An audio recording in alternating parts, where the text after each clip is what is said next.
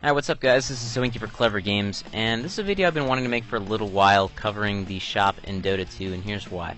I feel like a lot of people are turned off from this game and Heroes of Newerth and, you know, all the games like this because they're too complex, and generally people are very unforgiving when you're trying to learn. You know, they kind of expect you to know everything right off the bat, because if you don't, then you end up hindering people's games and people lose and rage quit and cry and all that stuff. But anyways, I just wanted to make this video because I think the shop is probably the most complex sort of barrier to entry in learning one of these games. So I figured I'd go over the basics, and that way you can kind of jump into games easier and not be fumbling around the shop so much, and instead be out doing the things you're supposed to be doing, like farming and getting items and ganking and pushing and all that good stuff. So what we're going to do here is I'm just going to open up the shop, and you'll see that they make it pretty easy for you right off the bat because they have a recommended item build for every hero, which is on the left side. And all you need to do to pick up any of these items that are in this list is just to right-click them, and you'll see that that immediately drops it into your inventory. Another cool little feature before we go into exactly all the little panels of the shop is that you can actually say, I know how I like to play this hero, and it's not exactly the, the items that are contained within the recommended build.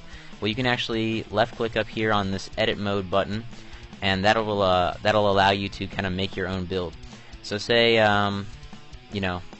for what I'm just using this as an example, but say for some reason I don't like the magic stick in my build, so I want to take it out. So boom, I take it out, and then I hit this check button on the right side, and I can save this build. So I'm just going to call it Zoinky's build. Boom, build saved. And then if you go out of edit mode, you'll see that I can either select the default item build, or I can go to my build and open it up, and there you go. So a cool little feature there, just once you've sort of figured it out. But before I get ahead of myself, let's start going over this. So I'm going to make this really easy for you guys. See, there's a basic tab and an upgrade tab. The only tab that you really need to worry about in the basic tab is this first one. These are all your spendables, so your potions for mana, health, all those kinds of things.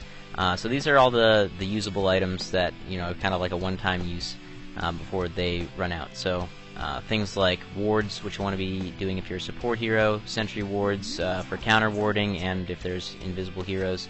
Although I personally prefer to use the Dust of Appearance for that. But anyway, I'm getting a little too specific here. We're going to keep this real basic. These are your reusable items. The only other items you'll need to worry about in this basic tab are in the fourth tab, which is this Gem of True Sight and the Ghost Scepter, which are both very specific kind of situational items that you'd want on different heroes. Gem of True Sight would usually go on a tank or someone that can take a lot of damage, or someone that just has a lot of escapes, just used to see enemy invisible heroes. And then the Ghost Scepter is more of something that you would use on a hero like Death Prophet, like when she uses her ultimate and then you use it, and that way she can't be attacked for, I believe it's 4 seconds. Yeah, there it is. Anyway, so those are literally the only two tabs you need to worry about under Basic. The first one, which are your reusables, and then you don't even really need to worry about this section unless you're a hero that are going to be using these items. There's also the Blink Dagger too, but that is under his recommended build, so I didn't need to worry about that for Earthshaker. Anyways, and then you go over to the Upgrades tab, and this is organized very, very simply. So basically this first tab, the green tab, are kind of your opening items, or items that you would get early on. The one exception, I guess, that you could argue about are the Boots of Travel, which take a long time to get because they're fairly expensive. I'm pretty sure yes, they are the most expensive boots. Some people like to build different boots and then upgrade to them later on. But other than that, these are pretty much your opening items.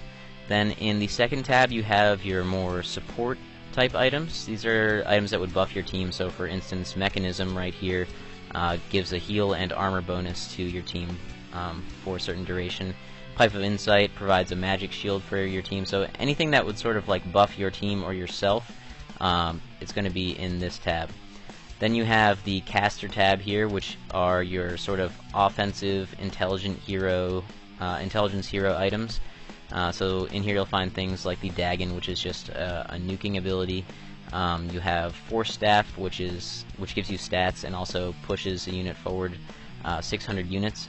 So anything that would be considered sort of, I mean, Force Staff has multiple uses, but anything that would sort of be considered an offensive caster item would be in this tab. Then in the Weapons tab, which is the fourth one, you have sort of all of your carry items, you could say, anything that sort of just buffs your damage. And also, some of them will have unique abilities, like for instance the Shadow Blade allows you to go invisible. Armor items, the fifth tab, these are all of your tanking items. Some of them, you know, you don't only get them on tanks. For instance, Lincoln Sphere, which just blocks one spell every 20 seconds. So these are things like damage mitigation, magic mitigation, as well as regeneration items. And some of them will also give you specific cool abilities, like for instance Shiva's Guard gives a little ice wave that goes out and does damage as well as slows enemy units. And then the final tab that you'll need to worry about, these are called artifacts, but basically these are anything that adds a specific effect to your auto attack. So these are things like lifesteal items, slowing items, Diffusal Blade for instance burns mana. So anything that would provide an attack altering effect would be in this last tab.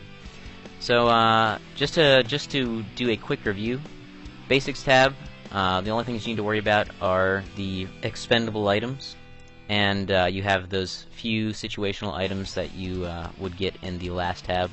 And then the upgrades, you have your opening sort of common items, as it says right there. You have your support items, caster items, which are sort of offensive intelligence hero items. You have your weapons, which are sort of, you know, carry items. You have armor, which is like tanky items, damage mitigation, and regen. And then you have your attack morphing items in the end, or what would normally be called in like regular Dota orbs. So I hope that helps a little bit to simplify the shop for you guys, so you can figure it out easier. Oh, and before I forget, there are two other shops you need to worry about. One is the Outpost. There are two of them on the map, one in the bottom lane, and then you'll see another one directly diagonally across in the top lane. They have a few secret shop items in them. It's sort of a random assortment, but basically people use these mostly for like building their boots early on, or grabbing things like a Ring of Health, and then later in the game just for picking up the town portal scrolls so you can warp around the map quickly if you're stuck down in a lane out of position. And then you have the secret shop, and this shop has items that are for mid to late game, and I say that just because they're so expensive, but these are generally ingredients that not only will help to make other items but are very strong themselves, such as the Sacred Relic, which is used to make a Radiance, and so on and so forth. You'll find two of the secret shops on the map, one in this little cluster of trees that I'm in right here, and then also directly diagonally across to the right, more toward the bottom lane.